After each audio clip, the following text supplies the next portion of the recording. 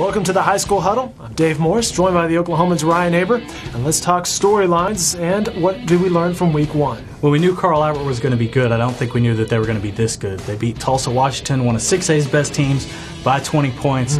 I'm not sure it's going to matter how good East Central is. The second thing is Edmond North's defense was solid last year, not great. They didn't get a whole lot of support from their offense. They didn't get a whole lot of support from their offense again this week, but they were able to hold Edmond Memorial to one touchdown and win that game 9-6. Third, Clinton is going to be at the top of 3A again. They've been so good for so long, fell off a little bit last year, struggled, but they blew out Weatherford, so I'm looking for big things out of them this year. All right, some more storylines, players to watch in Week 2. Maybe Tulsa McLean's Sean Jackson. Yeah, Jackson's a guy who doesn't get a whole lot of notoriety because he plays for a team who's probably not going to make the playoffs, isn't going to put up the best record, but he's clearly one of the best players in the state. Another guy I look for is Steven Sumter, who came on to replace Randy Ponder last week when Ponder went down with an injury. The Edmond Santa Fe running back. Ponder's going to be out for about 5 or 6 weeks. I think Sumter's going to be more comfortable there as a starter. A third guy, Lawton Eisenhower running back Harrison Jeffers, which everybody expected big things from, but we weren't quite sure how his supporting cast would be. Their quarterback had a good game. They had some receivers had a good game last week. I think that's going to take some pressure off Jeffers and free him up a little bit more. All right, Ryan, Week 2, what's the big storyline for this weekend? Well, in 6A, the big storyline is its semifinal weekend, even in Week 2, as we have the top 4 teams playing each other. Up in Tulsa, at the University of Tulsa, Jinx and Union, one of the best games around anywhere. Every year is going to be going on this week. They moved it to Friday this year. It's going to be another great game. Down here, Muskogee has probably the top 3 players in the state. They're going to come down. That's where you'll be this week. That's where I'll be. They're going to come down to Norman to play Norman North, a Norman North team that's pretty stacked themselves. All right, Ryan, true or false time? Revenge was sweet for some teams in Week 1. Yes, it was. UConn a year ago gets blown out by Mustang. Mustang scores over 70 points on them. This year, UConn is able to pull off that win. Look for some good things out of the Millers this year after they started last season on a little bit of a roll. Another team that had some revenge was the team we talked about just a second ago, Aber, who lost to Booker T early in the season last year, went on to win a 5A state championship. They were able to get back that win with the 34-14 win over the Hornets. And Tuttle, Marlowe had Tuttle's number for a couple of years, including 2 losses last year, 1 in the playoffs, and Tuttle just blew the doors off of Marlowe. Ryan, true or false? Season's already lost for Moore after they lost to Westmore 22-20. False. Things started bad for Westmore, but Westmore struggled a little bit late. Billy Ballack had a great 3 quarters. The Moore quarterback almost led them to victory, got within a play or 2. Moore was without their starting running back. He'll be back for district play. Things are far from lost for the Lions. And the final true or false, Ryan, blogging can be done in the car between Oklahoma City and Tulsa. It can be. If you have another guy driving, you have the right equipment, you can blog between Oklahoma City and Tulsa. And if you don't know what I'm talking about, check out Ryan Aber's blog on newsok.com this week. He was talking about Jinx and Tulsa Union. We'll be right back after this break to break down that game. Hi, I'm Dave. And I'm Angie. And we're your News OK hosts and hostess. Shouldn't we just say host? Hostess sounds a little funny.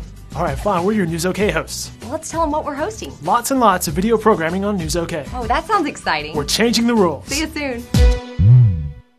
All right, Ryan, you had the headline in Wednesday's game. There's no rivalry bigger than Jinx versus Tulsa Union.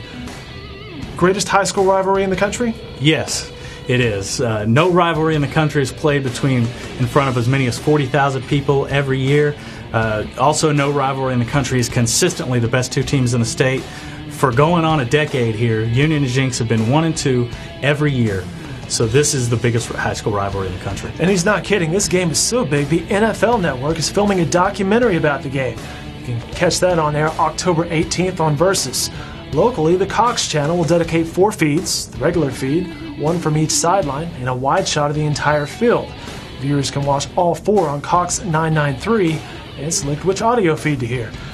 Ryan, is all this hype necessary? Yes, it's the biggest high school game in the country. Why not?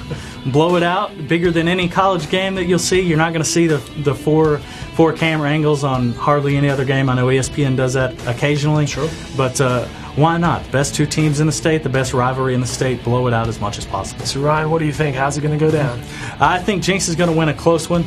I think Jinx looked really good last week against Bixby. Jinx coach Alan Trimble has told me that this is one of, if not the best team he's ever had in Jinx, and when Trimble says something like that, that's saying a lot. Tulsa Union had a great game last week in Ohio, beat Canton McKinley 31-0. They're going to be really good. I think Jinx has a little bit of an experience edge at quarterback and a couple other spots that's going to help them get over the top against Tulsa Union. All right, I got to listen to Coach Trimble. It's time for our second timeout. I'll be right back to talk Edlem right after this. InStyle brings you sophistication, elegance, and beauty every month. Now we're going to the next level with InStyle's own webpage. We'll be taking an inside look at what the best clothes, art, and restaurants are in Oklahoma City. Pick up your copy of InStyle this month for rich fall colors, perfect for your wardrobe. Find out where the best cocktails to sip on in Oklahoma City are. Discover how Art Deco is standing out again around town. And where a great vacation spot is so you can go and relax in a serene setting. InStyle, you deserve only the best. Edlem continues this week as Edmond Santa Fe plays Edmond Memorial on Friday at Watland Stadium. Meanwhile, Edmond North hosts Putnam North on Thursday. The Oklahoman's Justin Harper reports Santa Fe will be without starting running back Randy Ponder for the Wolves-Edlem clashes, and that does include Friday's game versus Memorial and the September 14th game against North. Ponder is expected to return this season. He injured his right knee in Santa Fe's 21-7 loss to Kansas City Rockhurst last week.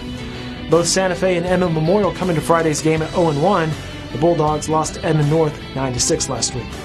Be sure to go to edlemfootball.com for video clips from last week's games, including highlight reels from both games. That's all for this week. Thanks to Ryan Aber from the Oklahoman for the weekly 411. Enjoy the games this week, everyone.